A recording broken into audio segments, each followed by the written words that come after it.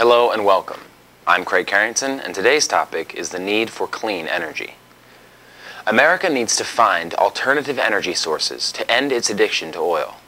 As it currently stands, the United States spends tens of billions annually on imported oil, and the only way to stop this outflow of cash is to stop using the product. This would keep our money out of the hands of foreign countries, many of whom are not particularly friendly toward the United States. And it would also put the United States at the head of a movement to decrease pollution worldwide. The previous presidential administration largely dragged its feet on this issue, and Congress has done very little to pass legislation which would lead the way. However, President Obama has made clean, renewable, alternative energy sources a major part of his platform. Appropriations were included in the $787 billion stimulus program for alternative energy sources, but the appropriations were not nearly enough. This country needs to step up and put real time and real investment into potentially world-changing technological breakthroughs. In the United States, one of the biggest lobbies in alternative energy is coal. The coal lobby claims that clean coal can be the wave of the future. The United States has massive coal resources, which at current consumption could last potentially hundreds of years. Clean coal would be completely homegrown, and the industry already has an extensive infrastructure in place. Unfortunately, there are drawbacks to this proposal. The world's first commercially viable clean coal plant opened in Spremberg, Germany last year. It burns coal in a conventional way, but it then captures the emitted carbon dioxide for underground storage.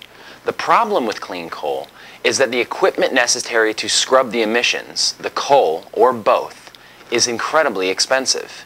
Furthermore, as stated by the Spremberg plant's own builders, clean coal is just a band-aid solution. It is not the wave of the future, but rather a stopgap between then and now.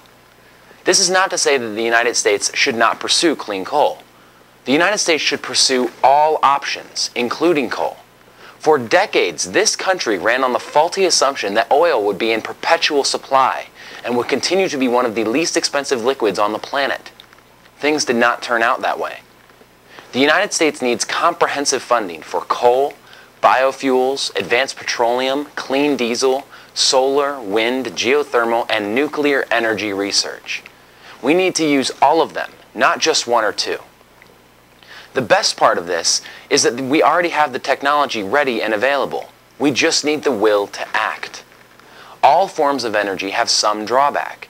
There will always be some way in which they fail to step up as a cure-all solution.